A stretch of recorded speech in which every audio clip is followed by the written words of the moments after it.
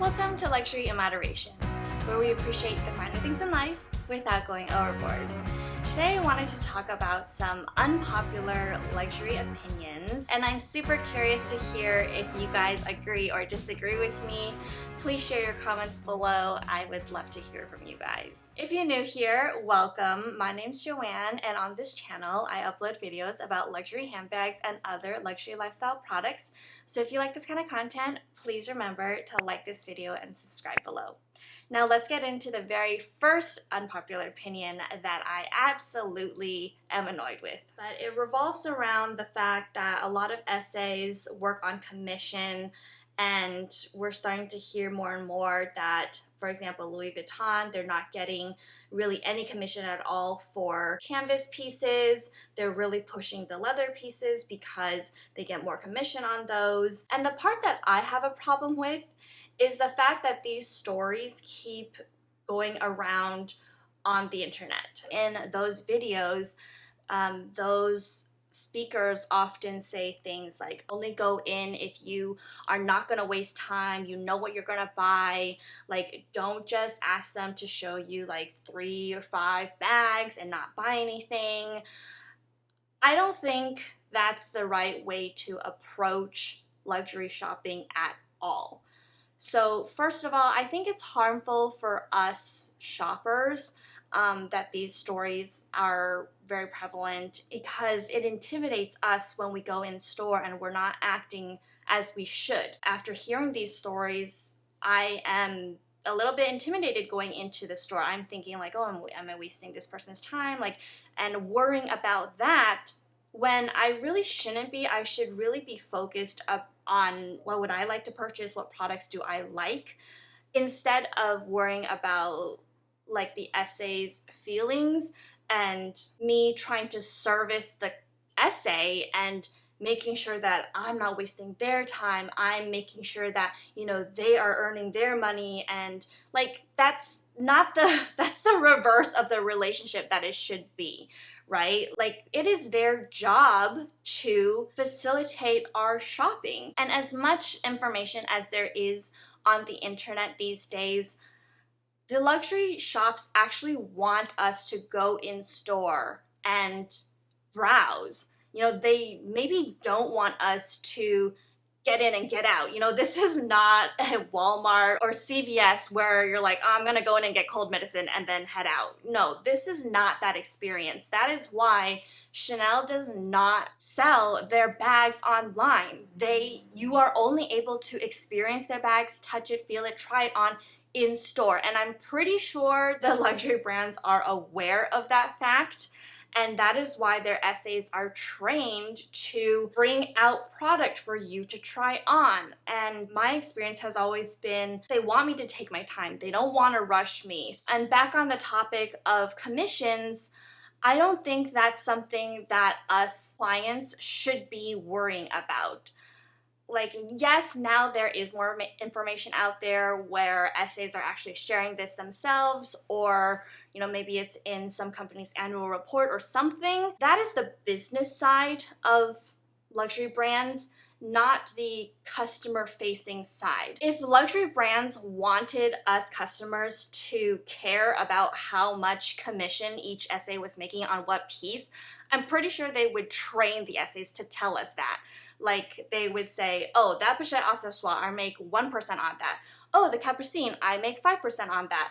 Oh, you want a shoe, I make 8% on that. Like, they do not tell us that information for a reason. We are not supposed to care about that. So when luxury YouTubers or community members kind of make that rule for us shoppers to say like, oh, you should really care that, you know, you wasted 15 minutes of their time and they're only getting, you know, 1% on that pochette Matisse, which is a monogram, not even a leather, and they only made like this much money on like your time with them. Like, please ignore that. That has nothing to do with us as customers. Now, that's not to say that I think you should be rude or anything. Of course, we go in as courteous customers. We ask to see some things, and if we don't purchase anything, that's fine. and just thank the SA for their time like a regular normal person, right? Like we can act civilly on both sides without over worrying that we're wasting their time or worrying about their feelings, where they are literally doing their job. You know, they are there for 8 hours a day to bring out bags for us to try on. And if they don't make a sale, they don't make a sale. That is the process of buying luxury. These luxury brands, they know it takes time. It's a longer sales cycle for these high price items. For example, $2,000, $5,000, $10,000. These brands know that we're not going to drop that just after looking at an item for 5 minutes. We have to go back and think about it, and I'm pretty sure a lot more people out there are going in, trying on stuff and not buying anything and walking out than these luxury community members make it out to seem. Now, of course, there are unfortunate experiences. I myself have experienced some where the SA isn't the most courteous, that they are rude. Maybe it is due to commissions and all of that. So of course that is a reality. Sometimes we don't get that lucky. But my personal comment on this is that if it is due to this commission problem that an SA is not interested in you, I believe that that is the luxury company's problem. It is their pay system that they set up with their sales associates that has nurtured this rude behavior. And there's nothing we can do about it as customers, because we can't change our buying habits or income just because one SA doesn't feel like they're getting paid enough. You know, we still have to be true to ourselves and buy what we love. And if that's only monogram, that's only monogram, okay? So let the brand worry about compensating their associates. I believe that true luxury brands compensate their salespeople enough or fairly so that they facilitate the experience that they want us luxury customers to have.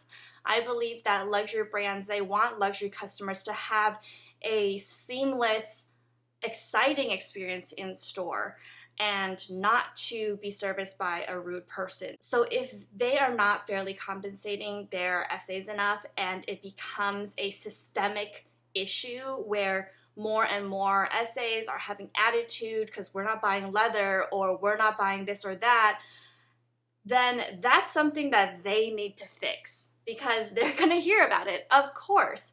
And those bad weeds can get weeded out. And again, I have had a lot of really great experiences where I go in and browse and not buy things all the time. I am a big window shopper, and I get intimidated by these stories of like, oh, should I not step in the store because I can't make a sale or I'm wasting someone's time?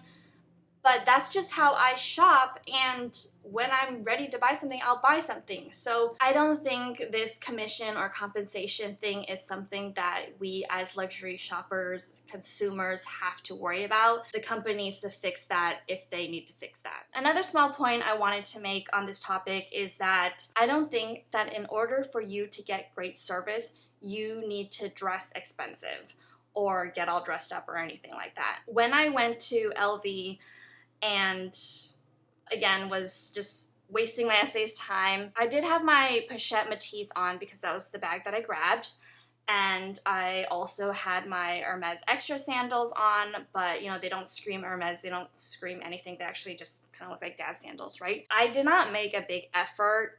I literally had no makeup on, glasses, and this Uniqlo striped dress that was probably like $10 like 10 years ago, and it was not pretty. It kind of looked like something you would lounge around in the house in. So I made no effort that day. Again, like I hadn't planned on buying anything, and I was still met with a lot of respect, a lot of time spent on me, especially after I showed interest in the trunk. You know, the store manager came over and introduced himself and all of that. But the fact that my first impression wasn't all like, oh, I have money. It was like, oh, this person walked off the street and just came in our store. They didn't dismiss me. They didn't think that like, oh, you have no money to buy these trunks. They still treated me like a really great customer. So I do know there are cultural differences. For example, in France, there is a much higher standard of dress than I think there is here in the US, where things are more casual. So I definitely get that, and I do dress up to go to Hermes a little bit more, I will confess, especially in the Hermes flagship stores where I have one opportunity to make one specific impression, which is that I'm an Hermes customer. I did get all like decked out in Hermes stuff, but that was a very special case. For my local Hermes boutique, I do put on a little bit of makeup. I do try to make myself look put together, especially on the first impressions. But other than that, I wouldn't worry too much about it if you're in the US. My next unpopular opinion is in reaction to, again, the luxury community sharing all these rules, especially around the Hermes journey, but also, other stores as well. When terms such as luxury starter pack or basic luxury or there's never any stock, when those terms are constantly overly used, I think that it's sensationalizing those things and not a reflection of what's actually happening in real life. For example, my Hermes boutique has a lot of stock of a lot of things. Like, they're pretty well stocked. All the porcelain things, all the home things. Yes, the bags are not as readily available, and I think that there's a very logical explanation on that, which is that the factories had to work slower, had to shut down 2 years ago, so yeah, there's not as much of those. I totally get it. I think that not in stock thing can be exaggerated a little bit. Maybe the person actually saying that is not exaggerating it because that is their experience in their specific boutique where they can't get a mosaic sushi plate. That might be true, but it's blown out of proportion because the people that are saying it's not in stock are the only ones talking. Whereas the people who have the in-stock experience, like a lot of very VIP customers go in, they don't have YouTube channels, and they buy whatever they want and then they go home. So we are not aware of all the times that the item is in stock. So I do think that we should take all of this information with a grain of salt. It's great to hear when something is in stock and is not in stock in a store, and that reflects a certain reality. But it's also good to keep in mind that there's a lot of people who aren't sharing, what they bought, especially the VIP clients who can buy anything that they want. They're not wasting time on YouTube, okay? They're out there spending their money on a yacht or something. Okay, you get me? This luxury starter pack thing, where it's usually said in a derogatory implication, like, oh, only really basic people who are just starting out at Hermes go in and buy the Oran sandals and Click H bracelet. I love both of those things, and I don't understand why people have to label those purchases as basic or starter. Like, I'm not sophisticated enough to know about these tiny other things. Whereas the Oran sandals, yes, they have become a really big talking point in the luxury community. That's why I think more people do know about them. And, if you're just getting into the Hermes brand, maybe that is the only thing you've heard about them. Maybe the Click H is the only thing that you like and can afford from them at the moment. So what? Everybody can purchase what they want, what they like, what they can afford at that time. I don't understand why people have to make up this term to describe certain people, and they feel like, they're better or they're other just because they know about other things to buy. I don't want people to feel intimidated by that. I think that it's totally fine to go in and buy an all-around sandal and also ask if they have any bags available. Like, why not? You know, just because you only spent less than $1,000 on one pair of shoes doesn't mean you don't have the right to ask about a bag as well. Sure, the SA might not offer it to you, or they might not have it in stock and you might get a negative response, but this is not a rule that Hermes has written out, and you know, all this luxury community, they're making rules for themselves.